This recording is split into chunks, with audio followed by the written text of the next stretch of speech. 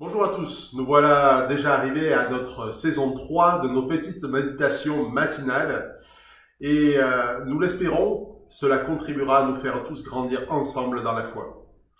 Nous reprenons l'Épître aux Hébreux au chapitre 10 et avec ce chapitre se termine une partie essentiellement doctrinale de cette lettre que l'auteur a appelé lui-même une nourriture solide pour ceux qui, par l'expérience, ont appris à discerner ce qui est bien et ce qui est mal. Cette partie nous a révélé une vérité essentielle de l'Évangile, c'est que Christ est l'accomplissement de toute la loi. Il est le sacrificateur pour toujours qu'annonçait ce mystérieux Melchisédek au chapitre 7. Il est le prêtre d'un sanctuaire céleste qui n'a pas été fait de main d'homme au chapitre 8. Et puis, il est la victime parfaite qui vient apporter son propre sang pour le pardon des péchés dans le chapitre 9. Reste à comprendre maintenant ce que signifie le chemin nouveau qu'il a ouvert. Je lis dans le chapitre 10, les versets 1 à 4. La loi de Moïse ne possède qu'une ombre des biens à venir et non pas l'image même de ces réalités. Elle ne peut donc en aucun cas amener à la perfection ceux qui s'approchent ainsi de Dieu sur la base des mêmes sacrifices offerts perpétuellement d'année en année.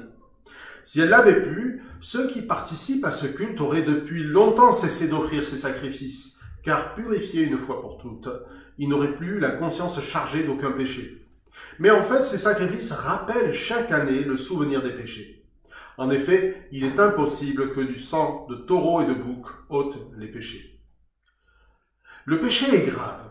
Il n'est pas un point de détail et notre lettre aux Hébreux ne le traite pas à la légère, elle y consacre beaucoup de chapitres. On ne peut parler d'une nouvelle alliance et passer sous silence la triste réalité. C'est que l'accès à Dieu, au Dieu de la Bible, n'est pas ouvert tant que subsiste le problème du péché. Cet accès ne dépend ni de celui qui veut, ni de celui qui peut, mais de Dieu qui fait grâce à celui qui se repent. La loi révélée au peuple d'Israël rendait possible l'approche de Dieu de manière imparfaite par un médiateur et de manière rituelle, mais elle n'était qu'une ombre des biens et des réalités à venir aujourd'hui à l'œuvre dans l'Évangile, commente notre passage. Pensons aux ombres chinoises. On y distingue des silhouettes, on y devine des mains qui nous racontent une histoire. Mais si le voile était levé, nous verrions la dextérité, l'imagination de l'artiste et la grande compétence nécessaire pour nous raconter cette histoire. Ce que révèle notre lettre aux Hébreux, c'est tout ce qui se passe derrière ce voile. En Christ, le voile est levé sur le plan souverain de Dieu pour régler le problème du péché et permettre l'accès à la présence de Dieu. Nous pouvons y voir l'artiste et comprendre la réalité même à l'œuvre aujourd'hui. Notre texte nous dit « Le sang des animaux offerts que commandait la loi ne pouvait laver la conscience ». Nous le voyons au verset 2. « Car, dit le verset 4, il est impossible que le sang de taureau et de bouc enlève le péché. » Celui qui veut s'approcher de Dieu fait toujours cette expérience que le péché affecte la conscience. Il altère l'identité, il nous pousse à porter des masques. Il laisse une trace consciente ou pas que seul le pardon de Dieu peut ôter. On peut taire cette conscience, mépriser la volonté de Dieu, mais ce qui est inscrit dans notre cœur, personne ne peut l'enlever si ce n'est Dieu seul. Et la loi ne réglait pas ce problème. C'est pourquoi les destinataires de cette lettre devaient comprendre l'inutilité de rester attachés aux choses anciennes, à la loi. L'ombre avait laissé place à la lumière, l'image à la réalité accomplie. L'Évangile est venu donner l'exacte représentation de la loi. Un Dieu qui se donne, un agneau qui ôte parfaitement et pour toujours le péché du monde, Jésus-Christ. C'est une des extraordinaires révélations de l'Évangile. Jésus rend parfait pour toujours celui qui met sa confiance en son sacrifice.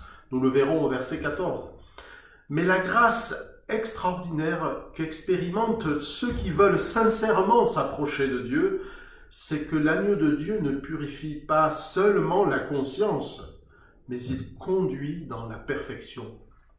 Voyons verset 1. Il rend possible une vie nouvelle, sainte, dans laquelle le péché perd de son attrait et les idoles du cœur laissent place au désir de glorifier Dieu quoi qu'il arrive.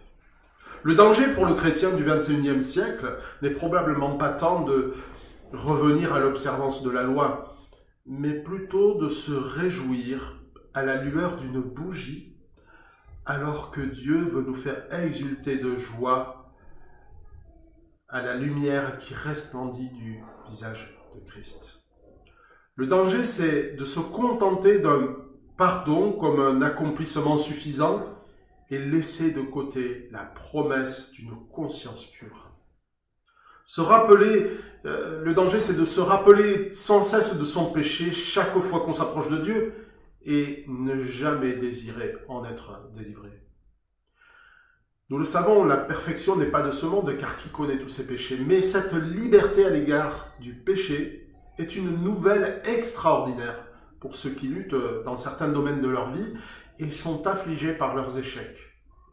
Christ délivre de la condamnation et des péchés eux-mêmes. Il purifie cœur et conscience. Si vous avez échoué 99 fois, n'abandonnez pas. Priez pour résister aujourd'hui.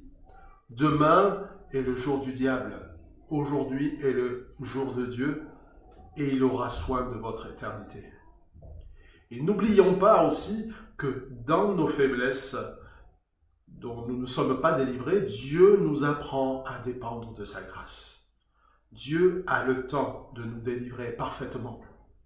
La conscience purifiée n'est pas tant celle de la perfection morale, elle est celle d'une marche joyeuse à la lumière de celui qui nous a ouvert le chemin nouveau vers le Saint des Saints, la présence même de Dieu.